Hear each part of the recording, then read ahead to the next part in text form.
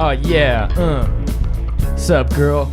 Welcome back, everybody. I hope you've enjoyed your New Year's celebrations and you've made your resolutions and you've been watching our videos to see how you can best keep them. I am your host with the providential most, moderator extraordinaire, captain of this sinking ship.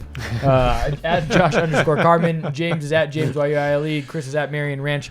Garrett is at T Drowning. Garrett's first overboard. So this week we are in episode 50. Wow. Episode 50. Is that silver? Is that when we do silver gifts? I thought it was gold. Isn't 50 gold? I don't know. I was thinking it was I'll myrrh. take gold. I thought it was myrrh. Frankincense? Whatever. Gold, silver, myrrh. The three things at Jesus' birth narrative. Do you think they were ticked off for the guy who brought gold? You jerk, making us look bad. Yeah, 50th is gold. And nice. So we are going to be discussing for you this week in our religious segment of the show this concept of the Bible. Okay, this is a book that you may or may not have heard of by this point. What? I hear it sold some. Yeah, it's pretty. It's on the New York Times bestseller list. Yeah, like 2,000 years in a row. So this thing has been around for a while, and we've decided to unpack it. And see kind of the various unboxing There's things a lot inside. of passages in there. Ideologies, different racism that you can find in there, genocide, all the fun things that you do on a Sunday afternoon after children's ministry. And only if you're in the land of Canaan. Remember, Paul didn't like those people from Crete too much. I don't know what that's all about, but Paul's got some things he needs to sort through. Man. You got cut off one day. Yeah, so anyway, I was going to say his pouch was empty, but we're going to be talking about the Bible today in all of its forms and really unpacking this concept of the Bible not actually being a book. And this is an important thing to think about because the Bible in and of itself is not. Well, let's actually jump into it then if we're gonna. And so the Bible itself is not simply a book, but rather it's what we would call like a collection of books, i.e. e.g. a library. No, it'd right? be I.e., but a library. Yeah, so I want to get into that a bit. So for people who are confused, I mean, here's the thing: you pick up a Bible after watching this podcast, you say, well, the Bible's got pages, it's got a binding, it's got front and back, it's got some publisher information, it's, obviously it's a book, but what you need to understand is you're holding in your hands at that moment a wonder of the printing press, of modern technology being able to put so much into one place, when in reality, the Bible is not a book. It is a library of books. And that might seem like a small point, but I find, as a person who has taught the Bible in many different contexts for the past 10 years, that understanding the plurality of the Bible is very fundamentally important to answering a lot of fundamental questions that come later as we advance upon our biblical study. When you think of the Bible as a book, you also subconsciously think of it as authored by one author. You think of it as having one voice with one opinion. You think of it as this very unified and very singular thing, and that sort of changes the way we speak about it, the way we answer questions about it. I mean, for example, how many times has somebody had a conversation with another and one of them said, well, the Bible says, as if it's this one voice. And when it speaks in one passage, it's the same voice as every other passage. Mm-hmm. But the truth is, the Bible doesn't say anything. In the same way that a library doesn't say anything. Books in a library say things. The library is a Bible of, depending on your Christian tradition, anywhere between 66 and 77 books. And like a library, those books belong in different sections based on their genre and their values and their usages. There is poetry in the Bible. Mm-hmm. There is narrative in the Bible. There is what we call apocalyptic literature in the Bible. There is prophetic literature. There is law books in the Bible that are really meant just to be referenced. There's King's Annals, which is basically like the court, the court records of a king, right, and each king. There's all these different. There's personal letters in the Bible. There's songs in the Bible and hymns, and all of these have you wouldn't go into your local library, walk into the history section, pick up a history book, then walk over into the, let's say the fiction section, pick up like a horror story, or pick up a high fantasy novel like Lord of the Rings, and then walk on over to the poetry section, pick up some sonnets, and then walk over to the science textbook section, pick up a book there, and then you wouldn't sit them down on your table and read them all the same way or for the same reasons. Mm-hmm.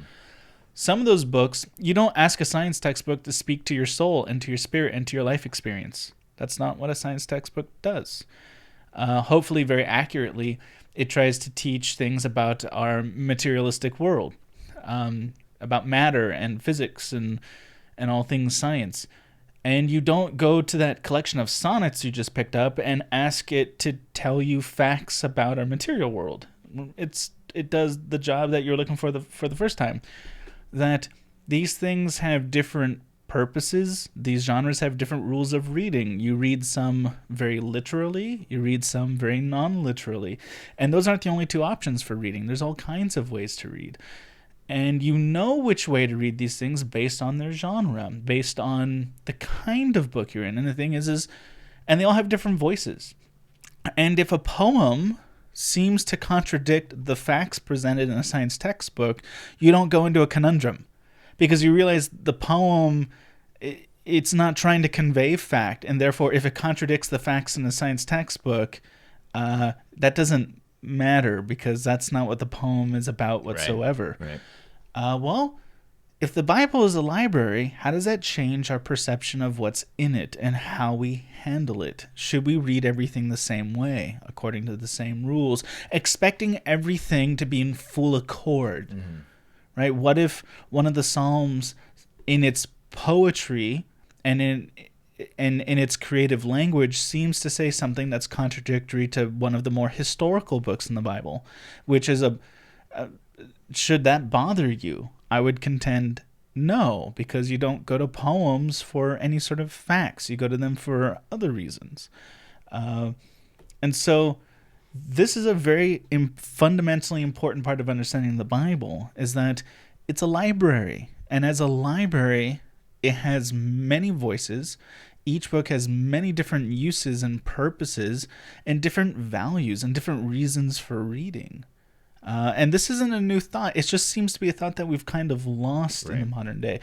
When you read people of other centuries speak of the Bible, they tend to not speak of it singularly. They tend to speak when they refer to what we call the Bible, they say the scriptures, plural.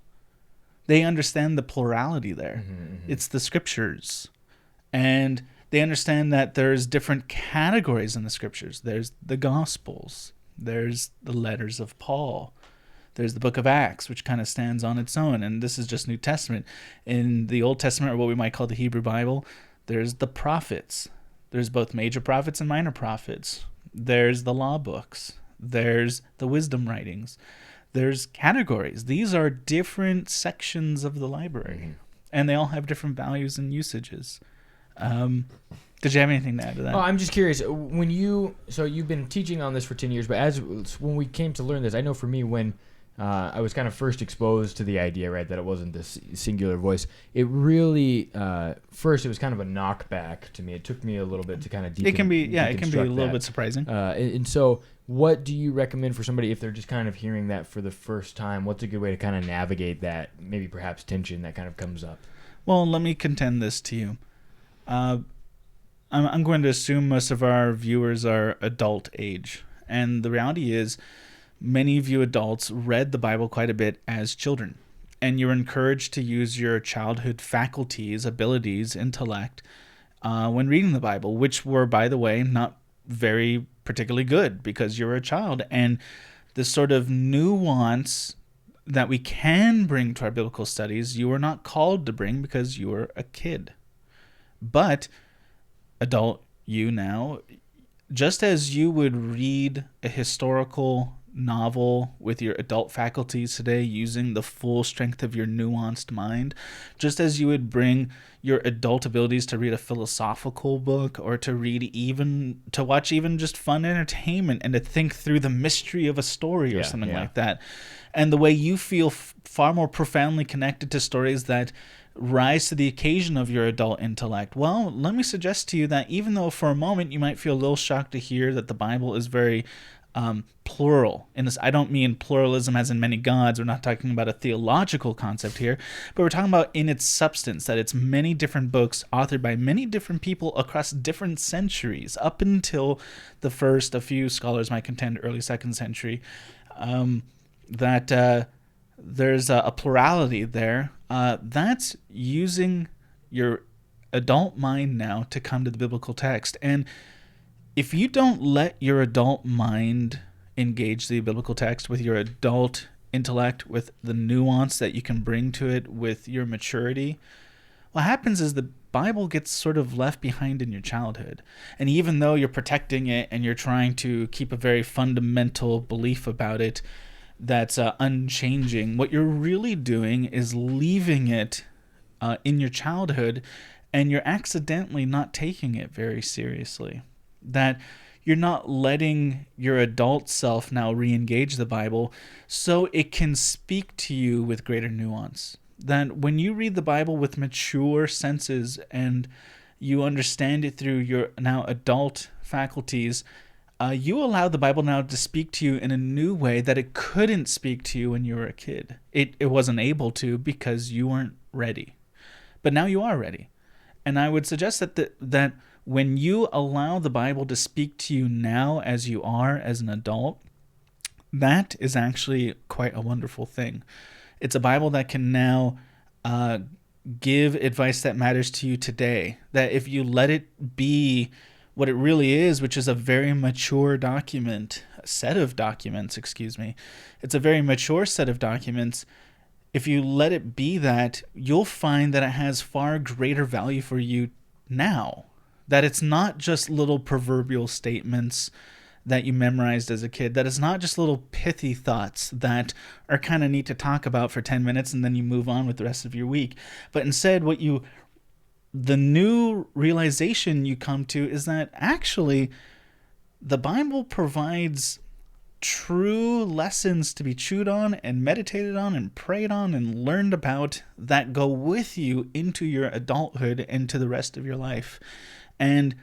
But the Bible can only do that if you treat it with mature nuance. So seeing that nuance is necessary, then for somebody who might be kind of in the beginning stages of this journey and desiring to kind of make that transition, is there like a help guide, or is there something like practically that you would recommend that they read alongside of the Bible, or any kind of help tool? There's a lot of stuff out there, some of it very good, some of it kind of I wouldn't agree with, and I find it to be sort of destructive. And I don't want to name names about what I would say to avoid, because maybe I'm incorrect in that, and I don't want to need sponsors, right? But let me throw out there that a good publisher to look at for good stuff is Zondervan. I think they publish very excellent stuff about studying the Bible and learning more about the Bible.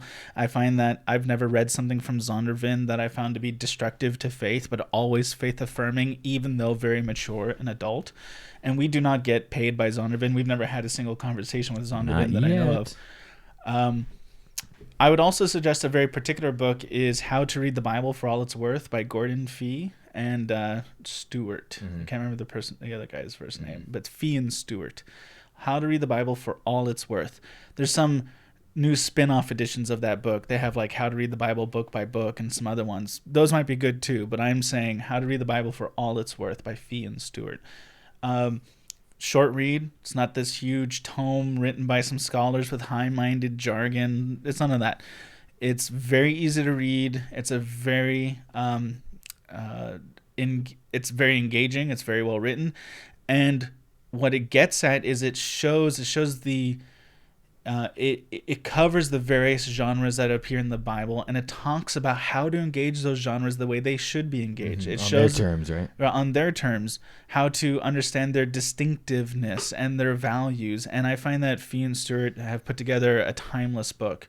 It's been around for a few decades now, had many editions, and again, not paid by those scholars to press their book, but I highly suggest that particular text. Yeah. So this is good. And then maybe something simpler, if you just kind of have a Bible or whatever, if you can get your hands on like a study Bible, something along those lines, right? They sometimes have like introductions to the different books that are about a page long that give you a little bit of the context of stuff that might help a little bit if you're kind of like dipping your toe in the water, as it were. If you're going to go with a study Bible, make sure it's a study Bible that's taking your taking your age seriously. So I shouldn't be reading Salty anymore. I don't know what that is. Oh man, classic Western '90s nothing. Yeah, right, that's sad. There's a lot of study Bibles out there. Again, I would pay attention to the publisher. I would pay attention to who they're trying to speak to and for what reasons. If you find yourself in a very particular life situation, there might be a study Bible directed towards that, and that could be very good. But I find that sometimes people give study Bibles too much authority over their belief. Okay. Because these are notes printed with the biblical text, and something about they might that as well be canon. Yeah, for some people it starts to act like canon. No, fair enough. So I would suggest rather having a side book that teaches you how to read the Bible, as opposed to something where you just follow the notes and it tells you what to think. That's fair. Yeah. Okay, so there are some good, I think, starting points that are pretty helpful for moving the conversation forward, and you can get a really rich blessing out of this if you begin to engage the Bible on the terms in which it was meant to be engaged. If you have any questions, please feel free to let us know in the comments below. If you enjoyed the video, feel free to give it a like, a thumbs up, or a share. We would love to connect with you on Twitter. We're at faithandwhatever. I'm at Josh_Carmen. Big Game James is at James YUILE, and Chris is at Marion Ranch, and Garrett is at T Student Life if you have any questions. We'd love to connect with you.